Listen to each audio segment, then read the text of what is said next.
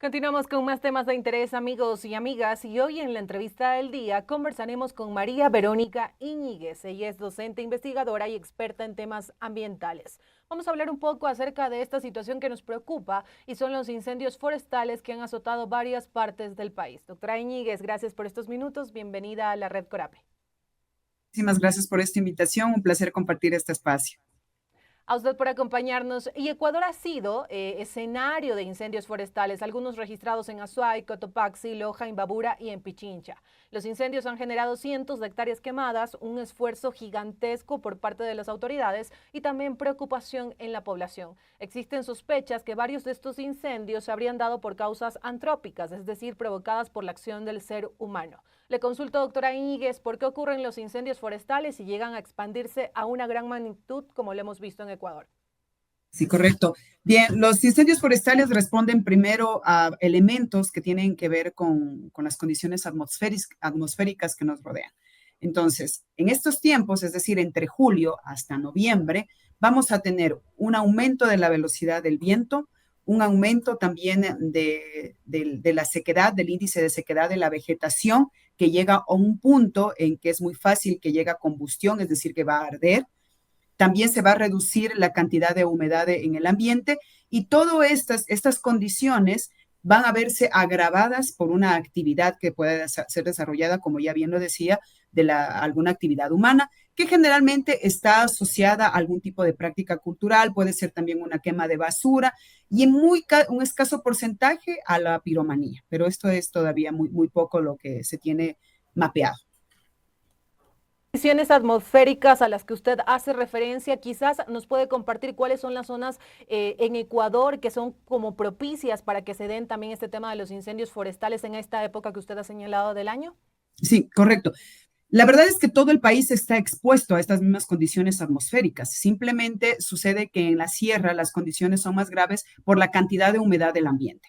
Esta cantidad de humedad del ambiente es un poco superior tanto en la costa como en el oriente, pero en el caso de las provincias de la sierra disminuye considerablemente. Y como mencioné hace un momento, esto mezclado con la sequedad que existe en la vegetación y a esto también sumado a la velocidad del viento y además una escasez de precipitación, que es otro de los elementos atmosféricos, pues produce o beneficia para que se produzca cualquier tipo de incendio que no es controlado. Y esta es la razón por la que cualquier tipo de actividad humana que se desarrolle dentro de este tiempo debe ser acompañada, debe ser orientada con un equipo aunado, que venga gente desde los gobiernos locales, también el gobierno nacional y también la sociedad civil, que son las personas que finalmente tienen que hacer una actividad y que responde además a un medio de vida, a una práctica cultural.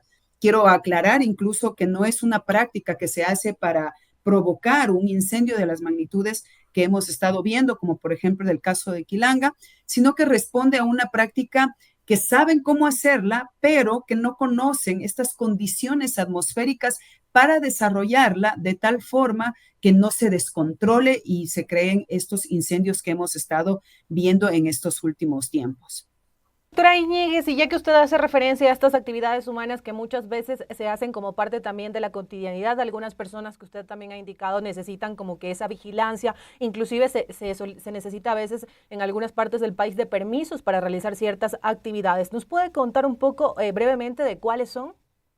Correcto. De hecho, para cualquier tipo de quema que se desee realizar, está ya normado dentro de nuestra legislación, dentro del COA y el COIP incluso, pero en el COA se nombra que es el Código Orgánico Ambiental, se habla de un permiso que se tiene que solicitar al Ministerio del Ambiente, que es la Autoridad Nacional Ambiental, y ellos son los que tienen que permitir primero, dar paso a que se produzca esta práctica, y luego los gobiernos locales, que finalmente son los que trabajan en territorio y quienes tienen que emitir las ordenanzas, pero lastimosamente no las tenemos, pero sí que deberían por lo menos acompañar. Los gobiernos locales son los que conocen cuáles son los usos de suelo y además ellos son los encargados de regular estos usos. Entonces, ellos conocen dónde se producen estas prácticas y si están en un contacto permanente, se puede acompañar a estas prácticas. Entonces, es correcto, nosotros necesitamos un permiso, no cualquiera simplemente puede prender fuego, sino que se lo tiene que pedir, es decir, un acompañamiento sobre todo, pero también tenemos que hacer entender cuáles son las condiciones de nuestro país. Es un país que no está atendido realmente por una acción gubernamental oportuna que les permita evitar algún tipo de desastre como los que estamos viviendo. Entonces, en ausencia de esto, pues las personas que requieren de desarrollar este tipo de prácticas lo hacen y no quizás con esta intención de por lo menos no llegar a estos incendios de grandes magnitudes, pero sí que lo hacen pensando en estos medios de vida que ellos al finalmente son los que tienen como única fuente de sustento para sus familias.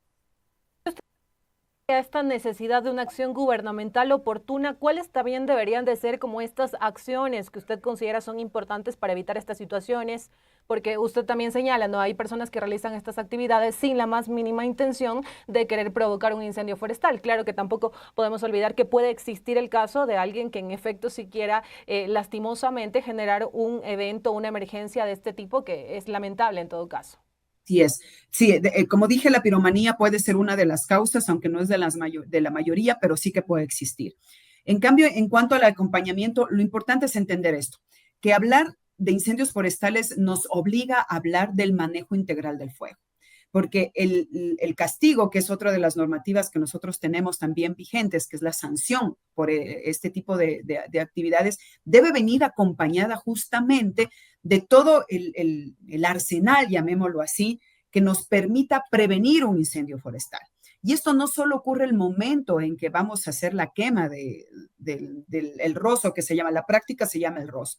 Entonces, no es el momento que se va a quemar el terreno para prepararlo para nueva siembra, no es que empieza allí la prevención, comienza desde mucho tiempo atrás.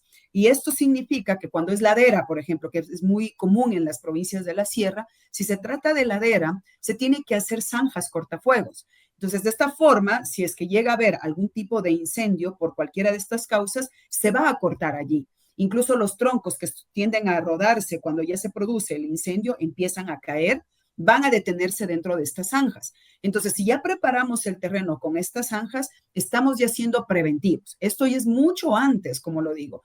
Luego, cuando ya se realiza la práctica misma, aquí debería venir acompañada ya de herramientas más tecnológicas, digitales. He puesto en otras ocasiones esta analogía de cuando uno se va al mar y en el mar cuando la marea es alta, automáticamente sube una banderita roja y nos dice es peligro, está peligroso, no podemos ingresar al mar en este momento, ¿no? Entonces, si nosotros tuviésemos estaciones meteorológicas ancladas a una APP que puede llegar a los celulares de cualquier campesino o campesina, entonces pueden ver cuáles son estas condiciones meteorológicas.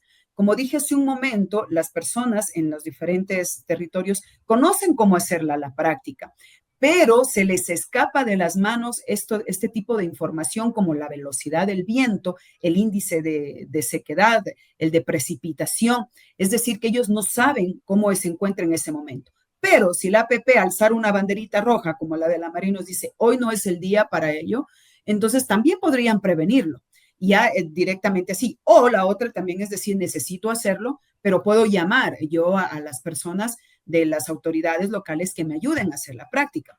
Y esto nos lleva a otro problema más. ¿Cuál es este problema? Que nosotros tenemos brigadas de incendios forestales en todo el territorio nacional. Cada cantón tiene una brigada de incendios forestales. Los bomberos saben cómo deben sofocar un incendio forestal, tienen el conocimiento y la capacidad de hacerlo. ¿Cuál es el problema? Que no existen suficiente cantidad de bomberos para atender una emergencia como las que van sucediendo cada vez. Y a esto se suma que no existe la cantidad necesaria de equipamiento para eso. No existe la cantidad necesaria de, por ejemplo, de palas batefuegos, tampoco de los Bambi Buckets, que son estos que van por el aire y van botando el agua. Fíjense que cuando se trata de un incendio fuera de Quito, Guayaquil, cada una de las provincias debe esperar que vengan estos Bambi Buckets desde estos territorios. Y no necesariamente va a ser cierto que lleguen, porque a lo mejor tengan que también estar atendiendo otro tipo de incendio en esos territorios. Entonces, hay una falta de personal y una falta de equipamiento para atender también a una emergencia como esta. Y finalmente, también entender algo importante, que ninguna nación, ningún país puede estar preparado para un incendio de grandes magnitudes como el que tenemos en Quilanga, en la provincia de Loja. Por eso es que se tiene que prevenir. Fíjese que ni siquiera países como, por ejemplo, Canadá, Estados Unidos, España o Portugal, que tienen problemas constantes con incendios forestales y pese a tener la cantidad de personal necesario, la cantidad de equipamiento necesario, no pueden sofocar los incendios a tiempo porque se van de control. Y eso es el llamado justamente a la prevención. Entonces, cuando hablamos de incendios, es mejor hablar desde la prevención y el manejo integral del fuego.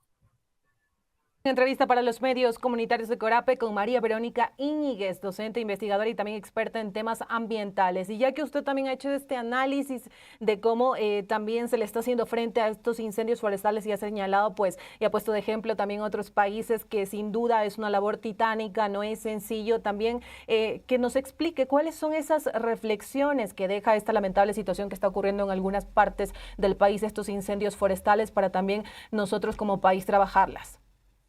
Una de las primeras reflexiones que yo me he planteado es lo que estamos haciendo entre los diferentes comités encargados a la atención de emergencia y a la gestión de riesgos. Recordemos que en el año 2019, es decir, hace 5 años atrás, se produjo ya un incendio de gran magnitud en el mismo territorio de Quilanga y fue de aproximadamente 4.500 hectáreas. El que vivimos hoy ya se llega a las 9.000 hectáreas, es decir, es el doble de grande. Y tuvimos 5 años para prepararnos.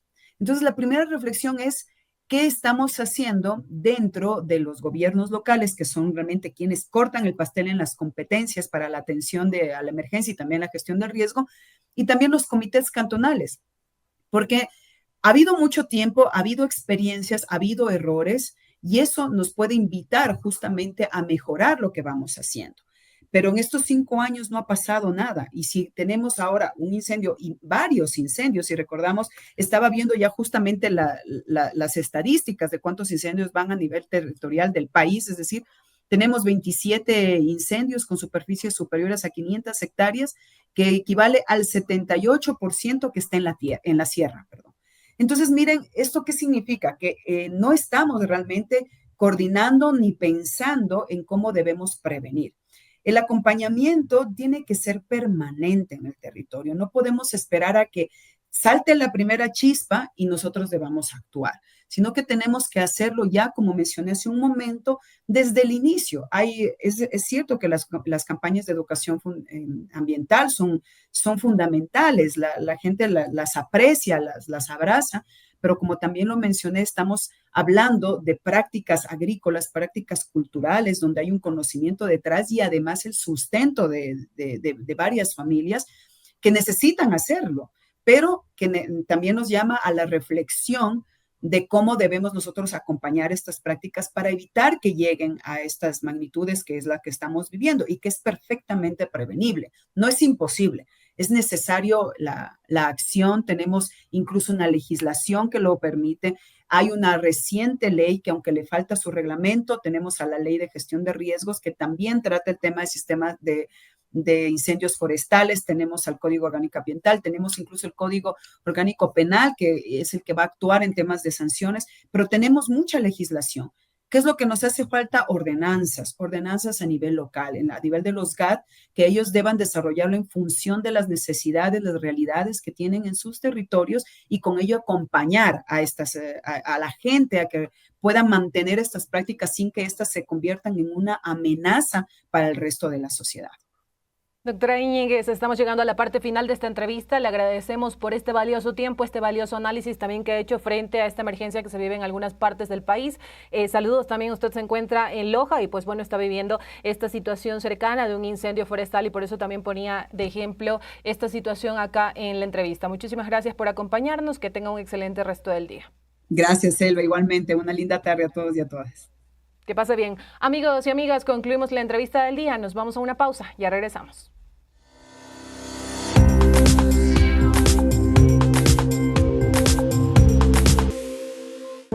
Hoy con nosotras se encuentra Sofía, una mujer que nos brinda sus saberes sobre la crianza con ternura. hay que creer a los niños y niñas. Pero siempre lo que ellos nos dicen es desde su mirada, desde su historia. Entonces, en los juegos que tienen, en las palabras que dicen, siempre hay algo. ¿Qué acciones se deben considerar en la crianza con ternura? Que afinemos un poco nuestra escucha, nuestra mirada, para ver signos que nos puedan alertar. Entonces creo que la forma más adecuada de acompañar a un niño es siempre preguntarse qué de mi historia me está topando esto, sino volver a conectar con esa niña que fui y con el niño o niña que tengo enfrente. Gracias, Sofía. Qué importante reconocer que la crianza con ternura es volver a conectar con nuestra infancia. Un mensaje de Aquanuna y Medicus Mundi Mediterránea con el apoyo de Generalitat Valenciana en coproducción con Corape. Campaña comunicacional Florecemos en Resistencia.